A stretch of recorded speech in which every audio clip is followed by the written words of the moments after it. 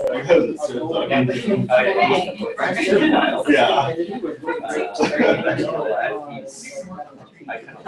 get the session started, everybody. We'll try to keep on track today.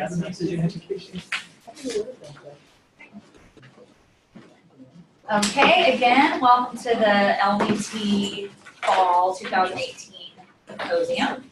And I'm going to welcome another alumni to present with us today. I'll let Joe Barnard introduce himself. And so take it away, Joe. Good morning. Good morning. Hello.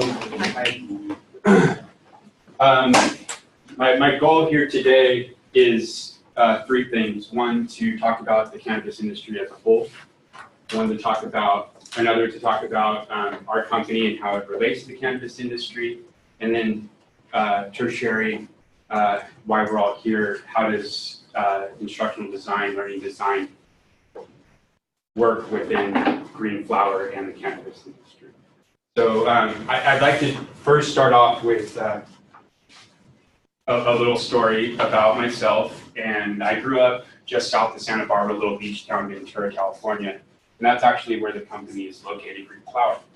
And growing up, I enjoyed surfing. I had the opportunity to live by the beach. And one of a local surfboard shaper, Channel Island Surfboards, their logo has 4 diamonds on it. And I thought that related to the 4 islands out from the coast there. And I had in my head that those were the 4 Channel Islands. And so I moved down to San Diego a lot, many years later, and I was having a conversation with a friend, and he was talking about how he worked on Catalina Island and how it's a Channel Island. And I had in my mind, no. That's not part of the Channel Islands. That's just a different island off the coast of California. And I was certain, had it in my mind that there's only 4 islands off the coast. You know, nowadays we have the opportunity to quickly do a Google search and find out what the right information is. And lo and behold, I was very embarrassed. You know, I'm standing up for what I truly believed, and lo and behold, it's a misconception, a misunderstanding. And I tell you that story because that applies in the cannabis industry every day. People have their misconceptions about cannabis, and it's kind of sad, especially when you see patients that use it in a very, very beneficial way. You know, there's this big talk about opioid crisis with big pharma, people getting addicted to prescription drugs, and the devil's lettuce is not the cure for it, right? So yes, it's not federally legal, but if you see the progression of how things are going, starting with California back in 1996, proposition 215, and people are saying, hey, it has medicinal benefits. So that's my soapbox, I'll get off it.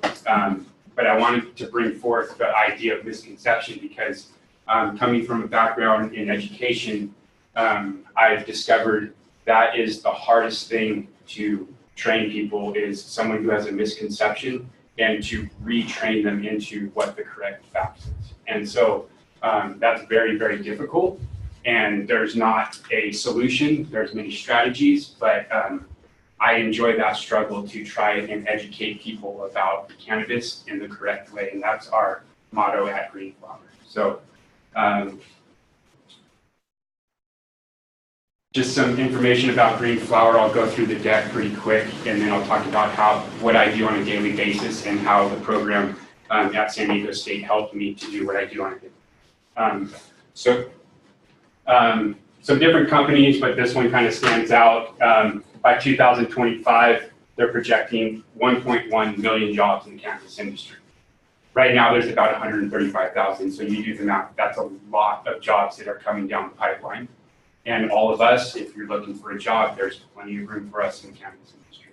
Because I hear it time and time again, educate and elevate people in the cannabis industry. They come from the black market, they're doing dealings as a spit and a handshake, and now it's out into the legal landscape where there's standard operating procedures, there's contracts, there's legitimate business practices, and people don't know anything about it, and it's our job to teach them those proper practices as we come into the limelight and the legality.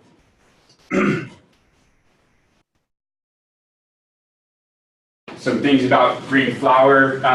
They're 4 years old. They started, the gentleman that started it, his name is Max Simon. He has ADHD.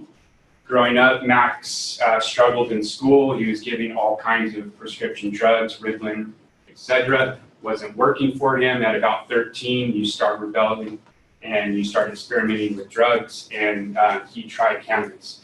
And he liked it. He didn't know why, but he liked it. He continued to do it, got through high school, got through college, all meanwhile consuming cannabis. He woke up one day and he said, I'm going to stop lying to myself and start a business to tell the world that this plant has medicinal benefits and I'm living proof. He found that he is so high-wired and thinking about this and that and this and that, that when he consumes cannabis, it brings him down a notch and it keeps him stable and mellow. So he started Green Flower, and after 4 years of, he's very personable, and he'll go out to different conferences and he'll meet different people, top-of-line experts, scientists, doctors, lawyers, you name it, the top of the field that have come over into the cannabis industry. We have them on our platform teaching people about cannabis within their specific areas. Can we get back? Sure. Yeah, and I love that. Please just raise your hand and talk out. This is a conversation. I'm so just curious about yeah. that. We can deliver entry-level certificates and diplomas to associates and bachelor's. That's not worded very correctly. I'm not. What is trying to say here is we have entry-level certificates and diplomas, and we can take that information and implement it into associate-level courses and That's bachelor. a goal. Those are goals. Right? That's happening right now. Yeah, we're in talks with a lot of higher education colleges and universities. Thank you for pointing that out, because I noticed it too, and I was like, just not going to touch it. When I started a year ago, I kept hearing educate and elevate, educate and elevate, educate and elevate, and I said to myself, well, what does that mean? And as I kind of started digging in and looking through all their content, said, well, we're elevating people's knowledge about cannabis to a level of standard. And what I came across in understanding, all these people are coming into the cannabis industries with fantastic skill sets, but they know nothing about the cannabis plant. They don't know the scientific research behind it. They don't know the medicinal benefits behind it. And so if you're coming into that industry, you need to know about the plant to have a level playing field in speaking with people. You need to know the terminology. You need to understand what the endocannabinoid system is. You need to know all the cannabinoids within the plant. You need to know how those cannabinoids mix with things called terpenes and how those two combine to offer even better therapeutic benefits. There's a ton of information still left to be found, but there's also a ton of information that has been discovered that people don't know about and need to be trained and educated about. This is some of the stuff that we have now. We have a full movie production studio in Ventura with 2 sets. We change out those sets. We have experts come in. We do talks with, like I said, lawyers, doctors, scientists, entrepreneurs, anything in the business, even down to technology and insurance and banking solution, investment solutions, things like that. So across the board, our platform tries to go the complete spectrum of what is in the cannabis industry.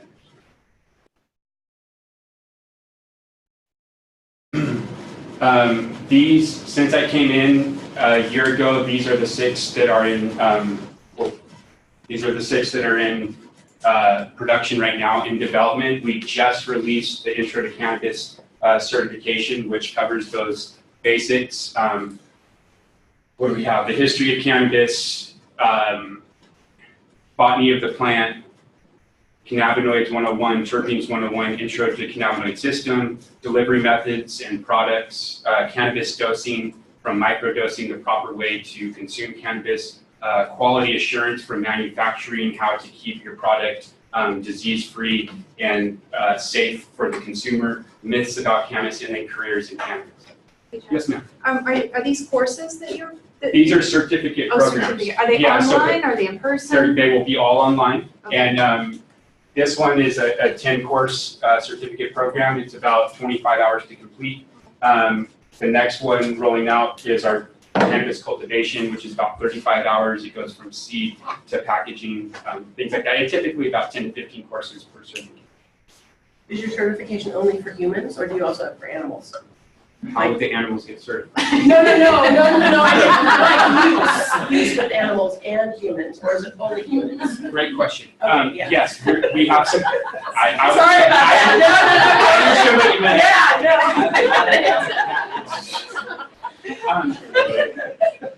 There is fantastic evidence coming out about the beneficial use of cannabis for pets. There are tinctures, which are little droplets that you can put in their food, CBD rich, even a little bit of THC, not enough to get them high or any psychoactivity, but the combination of THC with CBD has what we call an entourage effect, which has beneficial when combined together rather than separated apart. So if you look at a company, GW Pharmaceutical, who just in the news, they FDA passed Epidiolex, which is the full concentration of CBD in a pharmaceutical form. They're allowed to sell that now. What scientists that we are speaking to are saying that is you want to use the full spectrum of the plant, and by singling out one specific compound, it doesn't offer the full benefits. And we've seen it time and time again with patients. We have doctors that we've spoken to that have treated over 10,000 patients that will say time and time again, every single doctor is saying you want the full spectrum of the plant. So the direction that the pharmaceuticals are going to go, they're going to pull out just the extraction, they're going to keep out the evil child of THC because it has no medicinal benefits, which is completely wrong. Sorry, I'm getting back on that. So this is my world right here. This is our Academy of Green Flower, and these are just the first 6. The ideas and expansion of certifications is infinite. I mean, it's just going to. Who's your audience? Great question.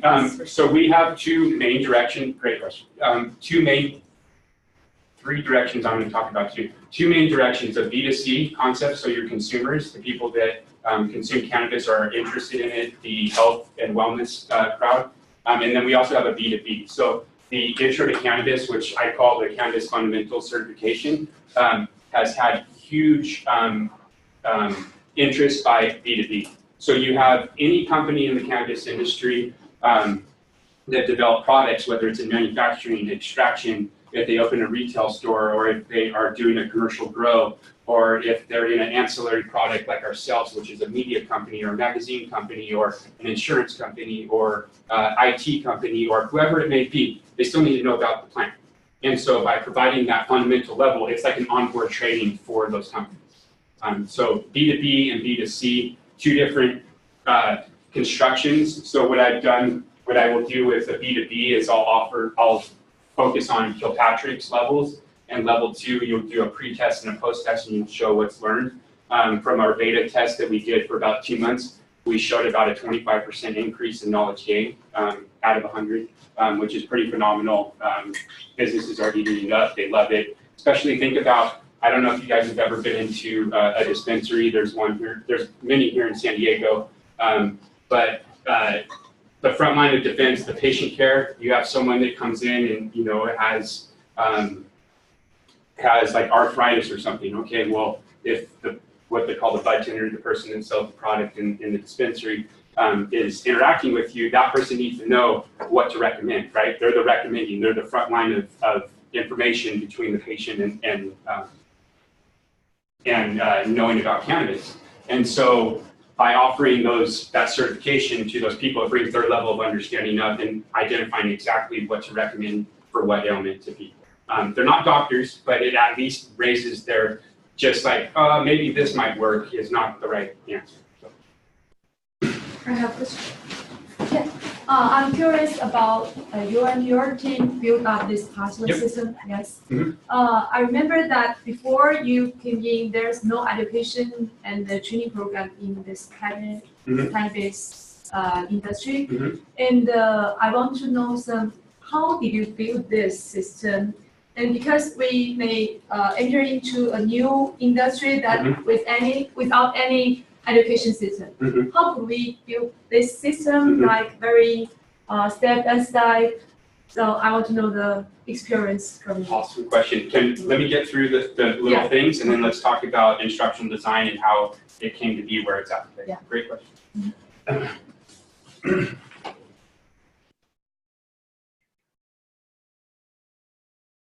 Here are some of the pieces that we do in the certification program. We have job aids that they walk away with each course. So like in our history course, they have a nice little quick timeline that they can reference different key people and points in the history of cannabis. We do quizzes. They get a certificate at the end. We utilize our studio to film the experts, so we have high-level quality video lectures. We can also go on site, so we just got done doing all our filming for our cultivation, and we got to go on all kinds of really cool trips. We went up to Humboldt in the backwoods in the middle of nowhere and look at these legal grows, beautiful cannabis plants, so we're filming with that, with the expert cultivator talking about various things from the vegetative cycle to the flowering cycle to the nutrients that you put in the plant, all organic, staying away from pesticides, blah, blah, blah, blah. So we have really cool video lectures. We have great readings that we vetted people in the industry. We check to see what the writing ability is. We have an executive online editor that works with the writers. So our means of deploying content are as many multitudes of learning as possible, from reading to video to interaction with discussion boards. I want to get into further things, but small steps. I'm in the process of building a team. I've only been there for a year. I have these big goals of where to go, and I'd love to hear your guys' input on different ideas to improve. So one of the ancillary businesses is data collection companies. This group is called New Frontier. They collect data. One of their major data collection places is through the dispensaries. And what they've identified here are, these are the pieces of the pie projected when cannabis goes federally legal, that by 2025, there'll be over 1 million jobs in the industry. Just to reiterate what Forbes was saying, this is also what another company is saying. So you have two companies saying the same thing. Yes, ma'am. Oh, sorry, I might have missed it in the beginning. Did you say how you got the job? We can talk about that. Yeah. Okay. Just It's curious if all, it's all about advertised. networks. I'm not going to tell you that. Yeah. No, I was getting. Same thing. Oh, gotcha.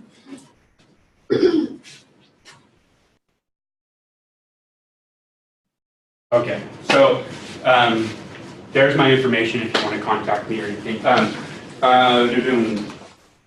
How to get the job? How did we get to where we're at now? My background is in education, all from San Diego State. I have a bachelor's in liberal studies with a specialization in mathematics. I have a teaching credential in multiple subjects. I wanted to become a teacher.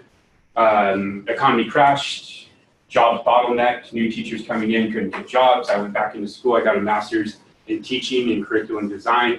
Still couldn't get a job, but one of the courses I took in my master's in curriculum instruction was on a technology education course, and I loved it. And so I jumped into what the LDT program is now. It was the EdTech program under the education department. And you guys, I don't know, you guys have done it or you're in it. It's awesome. I mean, everything I learned in education, I already knew all the theories and things like that, so it was repeated in that sense. But it was the first time that I got to get out of the theory world and get into the application world. And to me, once you're in a career, it's all about application. You can stand in your little corner and talk about theory all day, but until you apply it, who cares, right? So the cool thing about the program was just the application basis, getting to use the different technologies, applying, doing e-learning tools like Captivate and Storyline, working with learning management systems, even down to like all the Google options, the Google Docs, the presentations, how you can integrate those into learning management system. I just geeked out. I just dove in and I put double, triple amount of time into every single course because I loved it. I went above and beyond every single project because I loved it. And you know, you hear it all the time, you get what you put into it, and it's so true. You know, I really, really geeked out on the education technology master's program. And what it did, another misconception, when I was in education, you know, I thought education was teachers and principals, and that's all it was. And then I would get into education technology, and I'm like, oh, whoa, okay, there's publication companies, there's nonprofits, there's this thing called instructional design, there's this, and it just opened my eyes and doors to opportunities. So I jumped into a curriculum development firm here in San Diego called Curriculum Technology. Our main content was criminal justice, and I learned a lot there where furthered my understanding in education technology with learning management systems. We worked a lot with a bunch of different universities. The owners came from the world of publishing, so I got to meet like the big wigs of Pearson, McGraw-Hill, Sungage, Elsevier. You name the publication company, I probably know someone within that company. So that background allowed me to move up really quick because, once again, using the program to apply exactly what I learned in the program to what I was doing in my work field allowed me to quickly move up. I became vice president of curriculum instruction for the company, and then I kind of plateaued where I wanted to own part of the business, but it was a big struggle with the owners. And I was kind of, you know, my wife and I were kind of at that level where we weren't moving up, and we were comfortable, but we weren't moving up. And I just get this email out of nowhere from my brother. He says, hey, so this guy's looking for someone with your chops up in Ventura. I said, all right, let's talk to him. And lo and behold, it was Max Simon. My brother had been on a different venture with Max and had recommended Max to me, and I spoke with Max, and we weighed out the pros and cons with my wife. Wife is a physical therapist, been at the company for 14 years, was very comfortable, very set, and love her to death. She went with us on this risk. It's still a risk, but it's looking very positive. And how did we design it? I came in, I looked through all the content. I said, we need a learning management system. They said, we want to create an academy. I said, we need a learning management system. Okay, that's the first thing. So I spent a bunch of months and months talking with all these different people, Adobe Calculate Prime, Litmos. I looked at Canvas, Blackboard. I'd worked with a bunch of Dialogue EDU, bunch of them. So I settled on LMS called Litmos, very user-friendly, like it. It's very corporate-minded. And then after I got everything implemented, Max said, we've been talking with the owner of this other LMS company, and I think we're going to go with them. I said, I just spent 6 months analyzing and crossing my T's and dotting my I's. What are you talking about? He said, well, she used to own a school and sold it for 120 million, and so she has a network with a bunch of the high-level decision makers in all the universities, and she can get us in there for everyone that's interested in cannabis education. I said, let's go with the company. So we're going with Dialogue EDU, and then upon that, I needed to build a team, right? I can't just do everything because we are a publication. The way I view it, we're a publication company, so we start with the idea all the way to now doing an academy. So we're doing publishing and running kind of a school, even though I think we're more towards the publication side. And so we started building a team. So we have a certification support specialist that basically calls up and emails every single learner, asks on a weekly basis, how are they doing? Are they having troubles with anything? How can we help? Are you enjoying it? What are you liking? What are you not liking?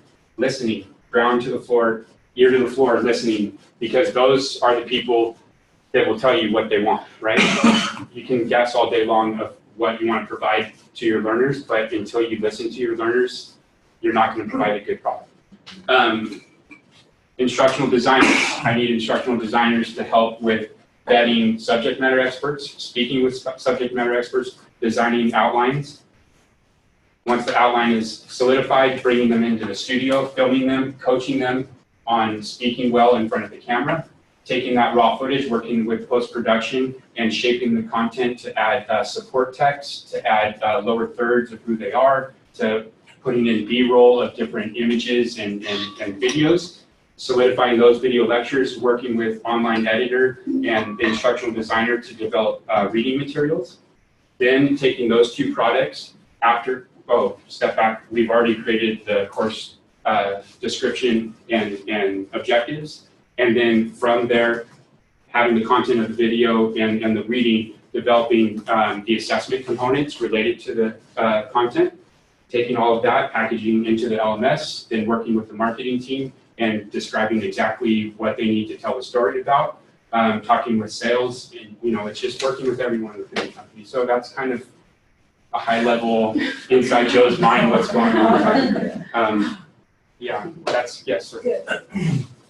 So it seems to me that the business is driving the demand is driving the education, right? I would think so, yes. Where does when you have to talk about associate's degree, but where does that come into play? Like, so we have a horticultural department, right? We've talked about this a little bit. Like, we're going to start teaching people how to do this stuff.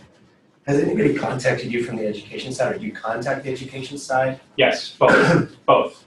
The where I see it fitting in is not a degree in cannabis education, is fitting cannabis into already existing dairies. So with a horticulture, one of the big things that's going on in cannabis for the entire agriculture industry is living soil, regenerative soil, right?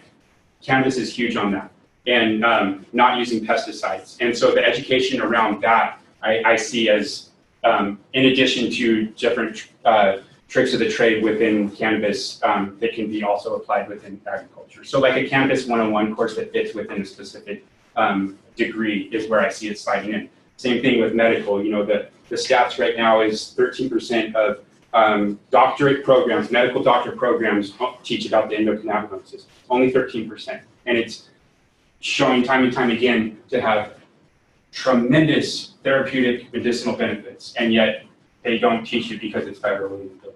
So I think what I'm seeing is a rise of something that will become federally legal, and I'm just taking a risk and jumping on it.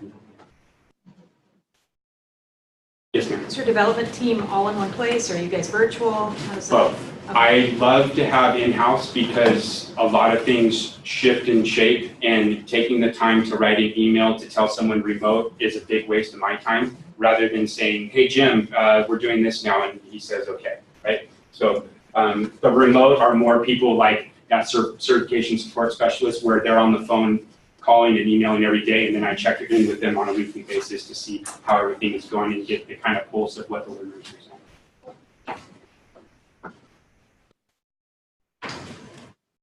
Yes, ma'am. You said you teach about the law with cannabis. How does that work when you're doing the law? Right now, we're teamed up with a law firm. It's the biggest law firm in the cannabis industry called Hoban Law. They're based out of Denver, Colorado. We have everything that we're doing right now with the academy and the certifications is laying the groundwork in order to get more specialized. So right now, what we're doing is we're laying a fundamental cannabis law courses in various areas: intellectual property, corporate formation, working with vendors, the history of law, insurance. There's 7 other courses. So we're utilizing their network and our network to identify the top level people within the industry to come in and do the video lectures. And then same thing, we're vetting people to write about that same component and then putting it into the LMS. The nice thing about law and medical is, in addition to creating the courses and the certifications, it also offered, they have to have professional development. So continuing law education, continuing medical education is like a double dip for them. Hey, are you interested in cannabis? Well, guess what? We have this for professional development, and you get to learn about cannabis, and it offers you those professional development credits that you need. So did I answer your question? Okay. Yes, ma'am. I'm just curious about price. So if I wanted to get a certificate in whatever, as a consumer, how much would I pay? So we wanted the price to be very low for the fundamentals. It's $299, and you get to keep the video and the reading for as long as you want. And then basically It's training, you can skip ahead, jump through, it's passing the exam at the end that gives you the certification. And because we have this network over 4 years and speaking with all these different people within the industry, we sent 18 companies through our beta test in order for them to give us feedback and endorse our product saying that they do like it. And we got about 12 endorsements from companies, big time companies. So, I'm gonna close the session, Okay. but feel free to continue talking, you know, and learning more Yes. about it. Thank you so Thank you. much. I am, if you're looking for a job too, I am looking to network and find some instructional designers, so please come talk to me if you are interested.